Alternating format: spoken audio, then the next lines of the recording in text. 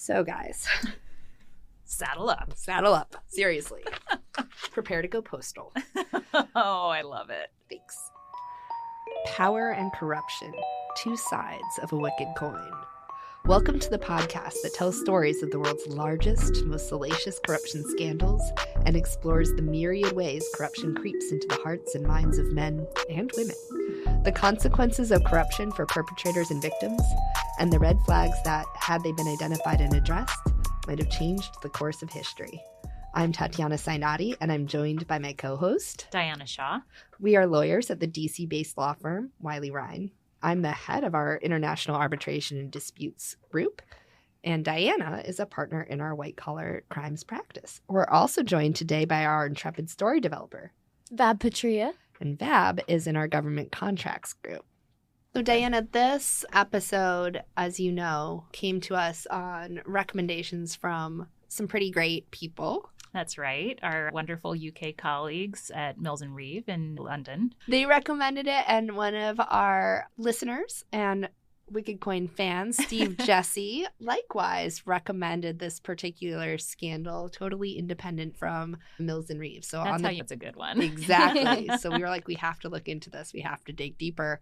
All right, we're going across the pond to a scandal that rocked and is in many ways still rocking the United Kingdom, involving the country's oldest institution, which is the post office. We do have to understand the post office in England to really wrap our minds around this one. So I'll try and be brief. Okay. There's been a master of the post in England since the age of Henry VIII. And Charles II approved the creation of the post office in 1660.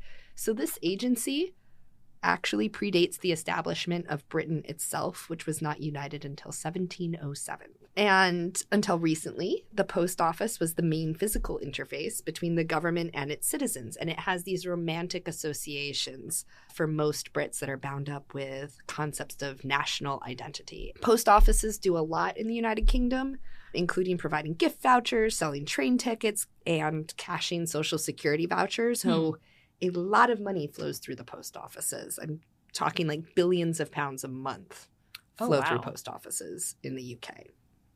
The post office has its own investigative and prosecutive arm. It's actually the oldest government investigative branch in the world, is the British Post Office investigative team. So put a pin in that because you might expect more professionalism and expertise from investigators who have had centuries to perfect their skills. For more than a century, the post office has operated through subpostmasters who are not employees of the agency. They're government contractors. You can kind of think of them as franchisees in a way. They aren't really paid a full living wage, which is a fact that the post office acknowledges. But what they do is leverage the foot traffic that comes into retail shops as a result of operating a post office to boost retail sales. So it's a symbiotic relationship, sort of. It's like a little corner store with a post office embedded. Exactly. I remember this from my Oxford days. There you and go. Found it very bizarre that there was a post office inside the corner store. And it's like by design. So subpostmaster gets more foot traffic for the retail side. Retail side is actually what's paying the living. But people put a lot of money into acquiring these post office counters, like hundreds of thousands of pounds. And it's often, in the stories I've been reading, either young couples who are trying to kind of make a go of it and think it'll be fun to operate a store as they're raising their families, or retirees, people who are like, it's going to be our second act. We're going to settle down. We're going to operate this cute little corner store in Oxford, really be ingrained in the community, right? They're all vetted by the post office, and they tend to be very decent, respectable people and members of their community. Their contracts are quite onerous and one-sided. They're non-negotiable, and given the nature of the agency that they're contracting with, this esteemed institution, most subpostmasters didn't really think twice. In fact, a lot of them never even read or saw their contracts. So one clause in particular is going to cause all manner of problems for the victims in our story today. And that's a provision that says the subpostmasters are responsible for all losses caused through their own negligence, carelessness, or error, and deficiencies due to such losses must be made good without delay. Right.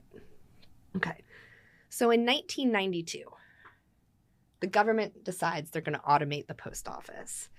And it's to minimize vulnerabilities in the all-paper system that have led to rampant fraud.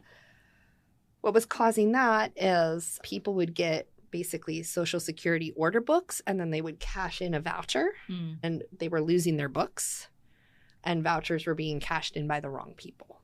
Got it. So this is causing in the order of like 230 million pounds of fraud annually. Okay, not insubstantial. Right. And they're like, well, what if we automate? Yeah. That should fix it.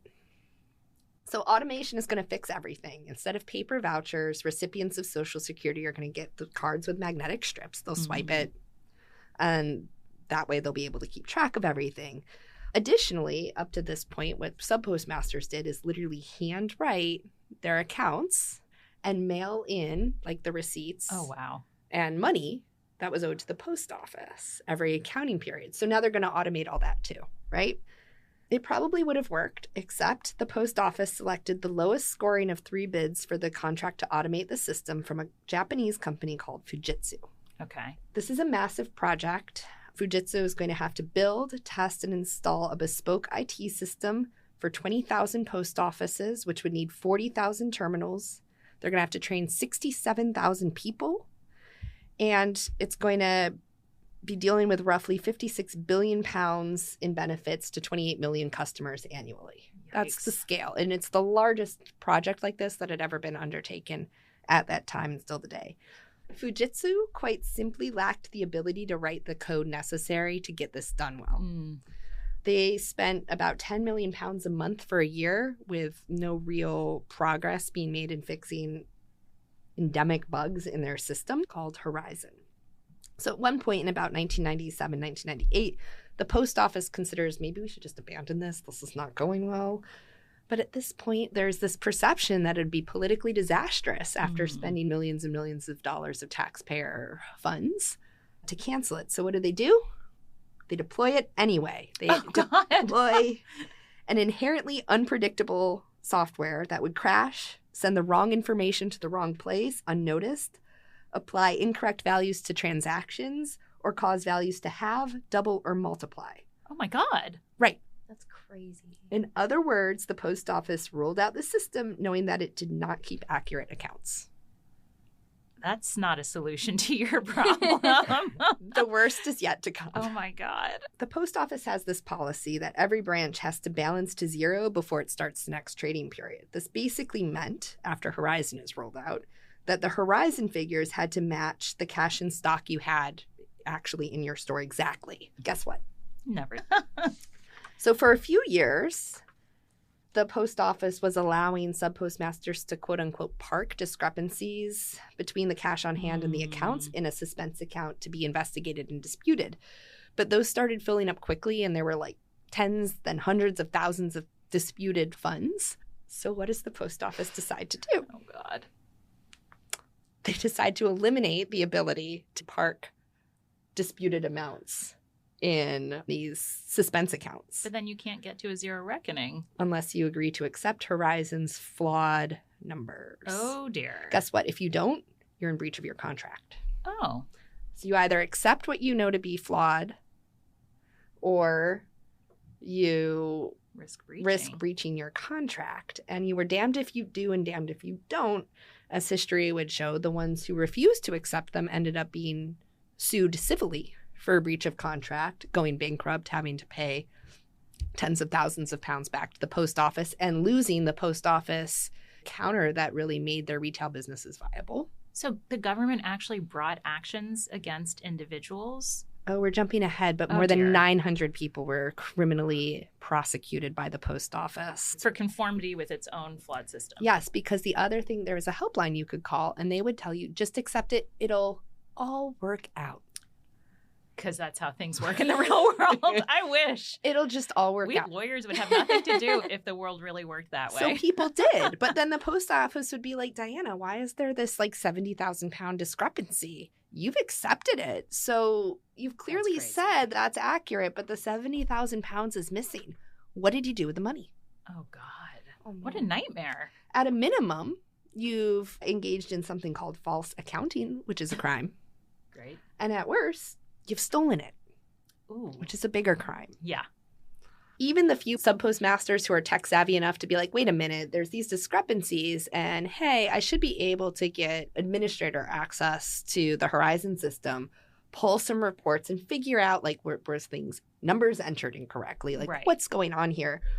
They couldn't access that data or the reports. The helpline said they couldn't access that data or those reports either. They're also told that Fujitsu can't remotely access anything, which turned out to be a flat lie. So you could request an audit by the post office, but as an independent inquiry, I think by Deloitte in 2015 finally confirmed, instead of performing real audits, post office auditors simply assumed Horizon figures were correct, compared them to the figures in the branch, and here's the kicker, prosecuted the subpostmasters if there was a discrepancy. So no real vouching or investigation ever done. Can I just tell you how shocking that is from Right? an oversight perspective? The notion that you would just take at face value the data that is pivotal to your finding and I know. ultimately the basis for some kind of criminal prosecution. I know. That's a problem. So I'm going to summarize real quick where our subpostmasters are at this point. Okay. They're strictly liable for all cash and stock losses that they can't prove are the fault of the post office or Horizon. Okay. They have to balance to zero at the end of every accounting period, which means they have to accept the Horizon figures. They don't get any investigative support from the post office. The post office determines when a disputed discrepancy becomes a debt, and shutting a branch or ceasing to use Horizon is not an option. You're in breach of contract if you do. So to quote one of the journalists who broke this story, imagine you had invested your life savings, your career, and your public reputation in a job which contractually bound you to these terms. Then make your ability to stick to those rules reliant on a computer system you have no control over, which is believed by your employers to be incapable of malfunction. You're done, aren't you? Yeah, sounds about right. So wait, so did investigative journalists, were they the ones to uncover? It really, well, the real hero of our story is actually a subpostmaster named Oh. Alan Bates. Oh, Alan Bates. Let's get to know Alan. He refused to ever accept those discrepancies. Yeah. So the post office terminated his contract. He and his wife lost everything. They had invested in their Oh. retail shop and their post office. They were forced to move. They go bankrupt. But he is like, I am coming for you hard. And he He basically, had nothing to lose. he actually was knighted by King Charles very recently Oh. for his efforts to pursue justice for sub-postmasters. How But quaint. he Did that make him whole? he still hasn't received all of his money. Oh my gosh. But he launched a website. He started a letter writing campaign. Anyone who would listen, social media, journalists. And it was actually a young investigative journalist at Computer Weekly who first broke the story. So Computer Weekly is like an industry Yeah. rag, but quite well respected. She looked into the stories of several of these wrongfully prosecuted subpostmasters, heard about these discrepancies, wrote it all up, and is like, sure seems like Horizon has some problems. But it really didn't, for whatever reason, like capture the public imagination. There's also this issue that at the time in the UK, there was a presumption that IT systems like Horizon were in order at the material time. So there's an evidentiary presumption that the Horizon data is accurate, that the subpostmasters have to disprove instead of the post office having to prove its case that the Horizon data is not flawed, right? And is that a feature of the British legal system? It's Yeah. set up that way It so was that set it up that way. favors the government's evidence, basically. Yeah. Huh. The post office itself prosecuted 700 people between 1999 and 2015. More than 900 subpostmasters were ultimately prosecuted. 4 people committed suicide. Oh my God. Because if you think about this, the way a lot of the people would talk about it is it made them feel crazy. I mean, they're being gaslit, right? It made them Right. feel crazy. They're told no one else is having these issues. This is just you. The Horizon system works perfectly. We don't know where the discrepancies are coming from, but you're responsible for them. But we're not going to let you look into the system not to gonna figure let it you out look. for yourself. Nope. Wow. And this is for me, the weirdest part of the story is like the post office knows Horizon is deeply flawed. They can't assist their subpostmasters with rectifying the accounts. They've taken away the ability to complain about accounting errors, and they viciously prosecute these people. Why? I mean, to me, it's just a through line from the initial decision to overlook these issues and roll out a flawed system. Once you've decided that you're going to take that path, you have to, I think, follow through on some kind of gesture showing that you believe in the system. Otherwise, it reflects poorly on you potentially. Yeah, you're all, as ever, so insightful. One employee who came forward explained that the institution is full of lifers who are unemployable anywhere else and who will turn a blind eye or worse if that's what it takes to protect the future of the post office. They also have this sense that the post office is inherently virtuous, and therefore any attacks on the post office are attacks on virtue and their own integrity. But I mean, to me, it just makes it worse. The post office was at the time Britain's most trusted organization, and this is how they are using that public trust. Right. So a scandal of this size offers no shortage of villains, but I do want to highlight one, and I think it's about time that we talk about a woman and her role right? I mean, in corruption in our podcast. We do say the hearts and minds of men and women, so let's put a woman up on the sacrificial altar. So I'd like to introduce you both to Paula Venables. Paula is an ordained priest for the Church of England who had an impressive career in the private sector before entering the public service when she was named in 2007 as the network director for the post office. What's one of the first things that comes across her desk as network director? This Computer Weekly article and other evidence that perhaps this Horizon network is not as hunky-dory as the people have been told. What does Paula do? She takes the position that in a recession, this was the Great Recession, remember, guys? In a recession, subpostmasters with their hands in the till choose to blame the technology when they are found to be short on cash. She doesn't investigate. She doesn't deal with the Horizon issues.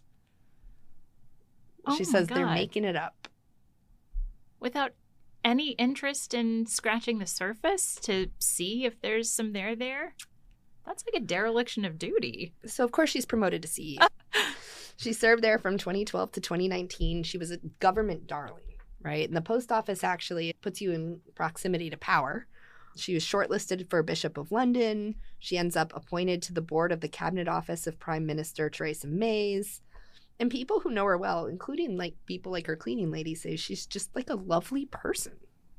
All right, so this lovely person is the head of an institution that prosecuted and imprisoned 700 people on the basis of data they know to be flawed. She had ample opportunity to address the situation.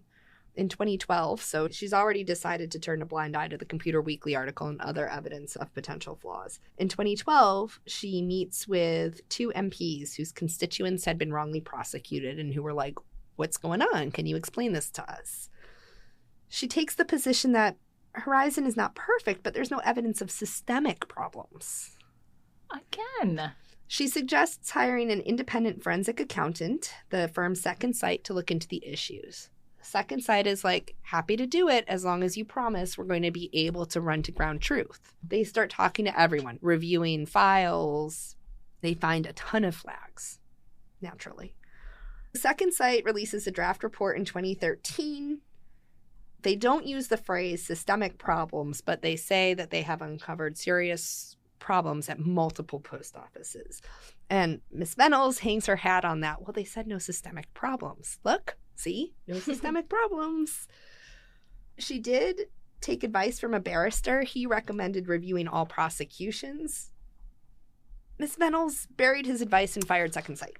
So the convictions remain in place, and prosecutions continued. They continued prosecuting people, Diana. Okay, so in 2017, 555 subpostmasters sue the post office. In 2019, they won a £58 million judgment. Most of it went to their litigation funders and legal fees. But that initial judgment accused the post office of oppressive behavior, censured half of its witnesses for lying. The justice who oversaw the case, Justice Fraser, even accused one witness of seeking to obfuscate matters and mislead me. The post office responded by trying to get him to recuse himself. Wow. All right. By the time the judgment comes down, Venables has left the post office. She's been awarded a CBE, a distinction just shy of knighthood, hired into Prime Minister May's cabinet office, but her fall from grace has since been precipitous. It has been mostly prompted by public outrage that finally came about when British television program created a mini-series dramatizing everything. If you want something to capture the imagination of the public, turn it into a television show. 1 million people signed a petition after that show came out asking her to return her CBE. King Charles subsequently revoked it. Nice. In 2024, the country passed a law that overturns all the convictions of subpostmasters and is supposed to pay them compensation. Many have not received their compensation yet, but it's going to cost the British taxpayers more than £1 billion. Oh my gosh. Yes. Wow. They also launched a public inquiry that began in February 2021. It's still ongoing. Paula Venables took the stand in 2024 where she broke down sobbing. She apologized to victims and their families. I have to admit I don't have that much empathy for her. Yeah. But no one from the government or the post office has yet been actually prosecuted or sent to prison themselves. Fujitsu Europe did say it has a moral obligation to fund compensation payments, so it looks like they might do the right thing in the end as well. But this is, remember, they rolled this out in the late 90s. And here we are in 2025 and still haven't been compensated. And like you said, if some of those are retirees, presumably there are some people who never got compensated in their lifetimes. Nope. People went to jail. Like, literally. People went to jail. People were absolutely devastated. Yeah, they lost everything. Oh my God. They lost everything. I mean, glad to hear that there's some sort of justice being served at this point, although it's always slower than people would like. But the fact that it was allowed to get so out of hand is really just inexcusable. Right? It's remarkable. This is one where you're just like, you just go back to 1998 and like, guys, why didn't you just say, you know what? It's too buggy. We're going to have to start from scratch.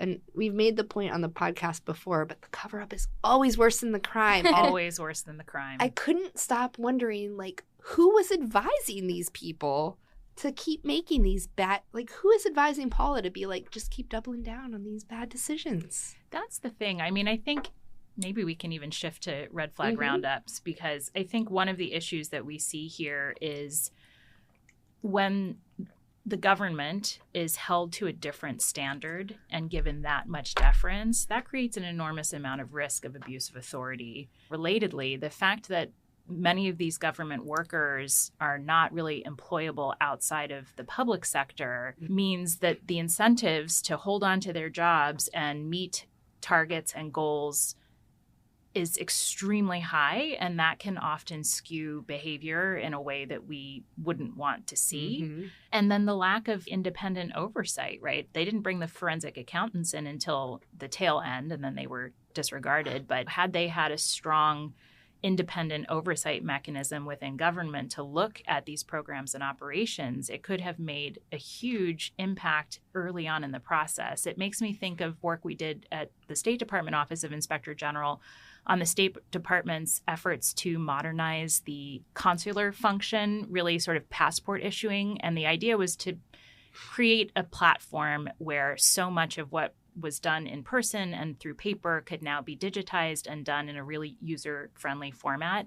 And they spent tens of millions, hundreds of millions of dollars. And after 10 years, hadn't even really piloted one of, it was like something like 20 different functions that they were supposed to have. And you ask the same question, like, who decided it was a good idea to keep going with this? And how do those decisions get made? But when you talk to the folks in those roles, the pressure is so high to get to the end outcome. So many taxpayer resources have already been invested, so nobody ever wants to admit that money was wasted. And there could be real implications for the decision makers if they have to admit that. So, I mean, it doesn't surprise me. It's just this like too big to fail mentality. I think that when you have projects of this scale, it becomes very difficult to make hard decisions about when to cut and run or when to bring in new leadership to look at it with fresh eyes and get it back on a different course. That makes me think of a couple of things. One is the necessity of full transparency, right? Yeah. And the fact that they were completely opaque about the decision-making process and about the issues that they were having with Horizon. But another piece of it to me is, remember I said, Fujitsu had the worst proposal. Like, it scored the lowest of the 3 bids that the post office received, but it was the cheapest. And so maybe you've seen something similar in your work. I know Diane and I hear a lot when we're pitching work to sovereigns, like, well, what it's ultimately going to come down to is who is the lowest bid. And when we talk about creating a compliance ecosystem, that seems like a perverse disincentive then too, because that doesn't necessarily mean that you're getting the best quality. Right. In fact, it probably means you're not getting the best quality. It may well. Yeah, I think that the method of procurement that the agency chooses, if it's going to be lowest price technically acceptable, which is how it kind of seemed here, they have to kind of justify that the lowest price is really what they're looking for, and other qualitative factors, those aren't going to outweigh like things like experience, technical capabilities. Maybe if they had designed this procurement in a different way, had them actually maybe run some codes themselves and see what they could come up with, evaluated their experience, and then kind of justified the trade-off between a higher cost or a lower cost, it might have been avoided. But it sounds like they kind of chose a style of procurement where they were just going to award to the cheapest offeror. When you're doing this amount of work and it's really depending on the work being good, then that could be problematic. Agreed. One of the other things that I suspect was part of the issue is I have no idea what sorts of whistleblower channels are available in the UK government or for the public to report issues. But I have to imagine that if they'd had robust whistleblower channels, that this information would have come to light much sooner. Now, of course, the government is on the receiving end of those complaints. And so I guess in theory, they might have just buried them as well. But that's why you want, again, an independent arm that is responsible for intake on those complaints and deciding what to investigate and how deep to investigate it, because I'm sure a whistleblower would have come forward pretty early in the process if there'd been that. Well, there was a union rep who tried to say that he had seen some issues. He also ran a post office with his wife. He was a subpostmaster. He was sacked and his wife was criminally prosecuted after he tried to come forward with the issues that he saw. Okay, well, that's textbook whistleblower retaliation, just in case you were wondering. That's also something that you don't want to have in your system, and you want to have a strong tone from the top that lets whistleblowers know that if they do come forward, they'll be protected to the fullest extent. Yeah. But yeah, I mean, it's just an incredible missed opportunity. And you think in some ways it could have saved the government from itself, which is what I think needed to happen here. You made the comment earlier, the cover up is worse than the crime. What's so fascinating about this story is there's no originating crime, right? They just overshot like what they were capable of doing. But the cover up then became the crime. Well, and Paula really sticks out. She has the real ability to come in and say, I inherited the system and it's effed. And so we have to either start from scratch or we have to fix it. She was like new blood coming in. And so to me, it's just kind of shocking that rather than say, this is a serious problem and we need to fix it, and I'm not owning it myself. Right. But I am going to own the solution, or I am going to own coming clean about it and trying to address it. Instead of doing that, she like gets sucked into like, nope, everything is fine. There's no systematic problem. We're just going to keep going with the prosecutions. And I mean, that's for me why I find her so deeply unsympathetic.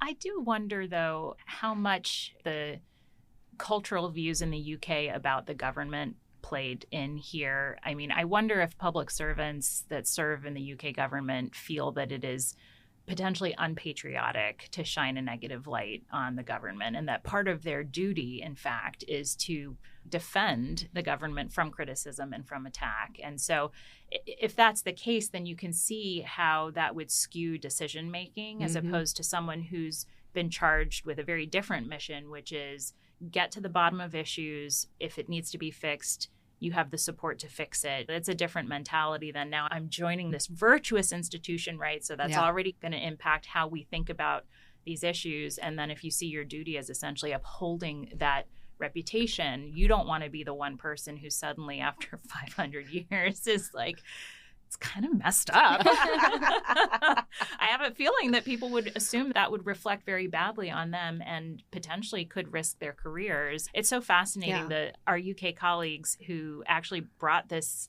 story to our attention have asked me multiple times what it's like in the US and how public sector people then go into the private sector, because it's like such a novel notion to them, and it just sounds like it doesn't happen very much. And so, gosh, if you know you're not going to be able to get another job and there's the risk that you may fall from grace for having highlighted an issue, I can see why people would just double down and tell themselves that they're actually doing their patriotic duty. I suspect there's a little bit of that psychological game playing going on.